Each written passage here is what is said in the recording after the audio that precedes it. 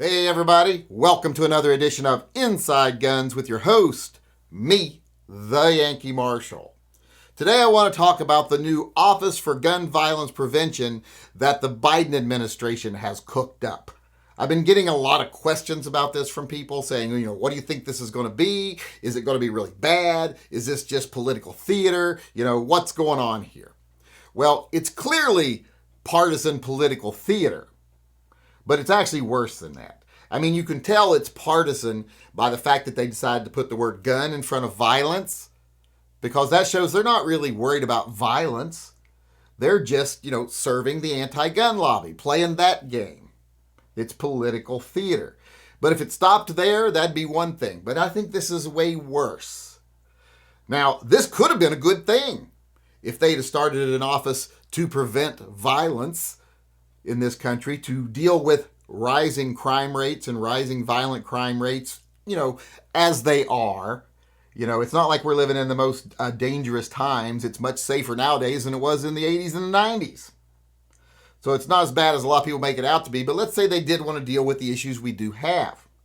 Well, they could have started an organization like this and hired mental health professionals to run it. They could have hired community leaders to work for it, that could deal with what do we need to do for youth so that after school they don't go out and join gangs and engage in violence. They could have hired financial experts who could have been saying, hey, what do we do about poverty, especially poverty in minority communities? How do we give people opportunities?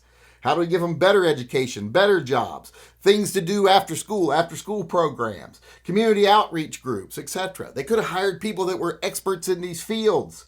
And they could have dealt with the root causes of violence in this country, of actual violence, gang violence, street violence, everything like that. They could have done that. But no, they didn't. What they're doing is they're hiring, people from like Every Town for Gun Safety and Moms Demand Action. They're hiring those cronies. So basically what they're doing is they're pumping money that we, the taxpayers, are paying into an organization that is just funneling money into these anti-gun private groups that do make profits. Don't try to pretend these are non-profits. They are not. They make a lot of money. People make big salaries. The people who sponsor it get big kickbacks on their money. Politicians make huge money off of them. So that's what they're doing. They're finding a way, hey, we're not getting enough money from private people flowing into these groups. The billionaires are getting tired of funding them completely, because, there's a limited number of billionaires, so that limits the reach of the groups. So now they thought, well, we can create an office on the taxpayer dime where we can bring a lot of these people into one group here and pay them with taxpayer money, fund studies with taxpayer money, fund their version of outreach where they just go out and try to demonize firearms and try to get laws passed to outlaw firearms. And it can all be paid for with taxpayer money. That's what this new office is about. It's about taking the groups that already exist, the Moms That Demand Action, the Every Town for Gun Safety, whatever, those groups, and giving them another source of income and a political title so that they could seem to be more legitimate. Because like I said, if this was going to be an actual group to try to stop violence in this country, they'd be hiring the experts on that. They'd be hiring the sociologists. They'd be hiring the psychologists. They'd be hiring, just social workers even. They'd be hiring people that know what the root problems are. What is the street level cause of people not having any other options but crime, or choosing crime because it's the easy way out? If they had people that would actually deal with that one, I'd think this might be something good. But because of the fact that they are just making this about guns and trying to get guns off the street, it just shows you it's just a politically partisan bunch of crap. But it's even worse than that because, like I said, they're doing it in a way that they can take our money and put it towards anti-gun activities, towards, trying to pass bills that are anti-gun, trying to produce these fake studies that show guns are dangerous. That's what this is.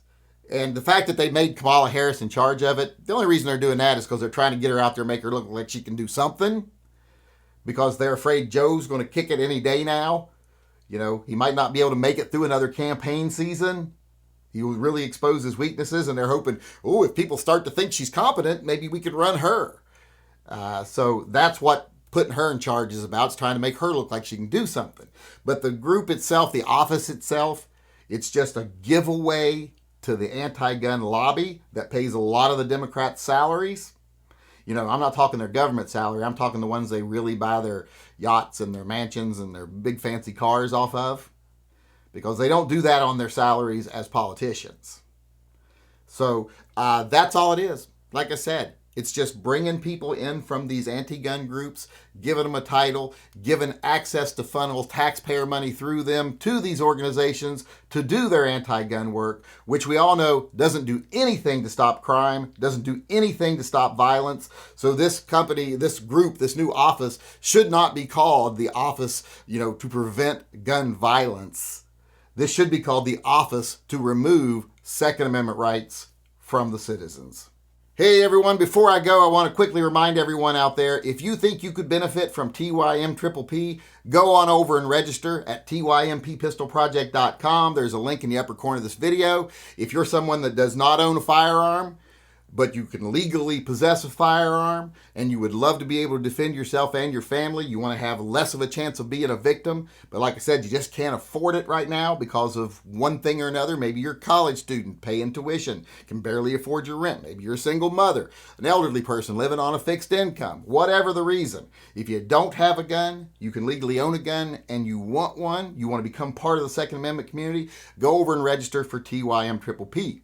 If you're someone that doesn't need to benefit from it, but you'd like to support it because you like the idea of creating fewer potential victims and introducing more households to the positives of the Second Amendment, if you want to support it, go on over to the same website, or you can go over to my online store. There'll be a link to that in the upper corner also, and purchase some merchandise. Like what I'm wearing right now. There's lots of designs over there, and now we have sweatshirts. I've got a few of the designs up already. I'm working on making all of the designs available on a sweatshirt, but for now there's a few, including the one I'm wearing right now. So go on over and sign up if you think you could benefit from it. If you want to support it, go support it. You can also support it by becoming a starlet over on Subscribestar. I call it Starlet. That's not what they're really called. Just Subscribestar supporters. We've got 32 of them right now. I'd like to get it up to 50. I might do a giveaway or something if we ever get it up to like 100. Maybe give away a Glock or something. But all the members would be registered there. So if you want to be a part of that, like I said, you want to support it, go on over. If you want to do it without buying merchandise, just become a supporter on Subscribestar. You can also do that. So if you, like I said, if you think you can benefit from it, register. If not, please go support it and get yourself some pretty cool merch while doing so. And that is it for me today. I hope you enjoyed the show. Hope to see you again tomorrow. Until then, remember, always carry and stay safe until I see you again.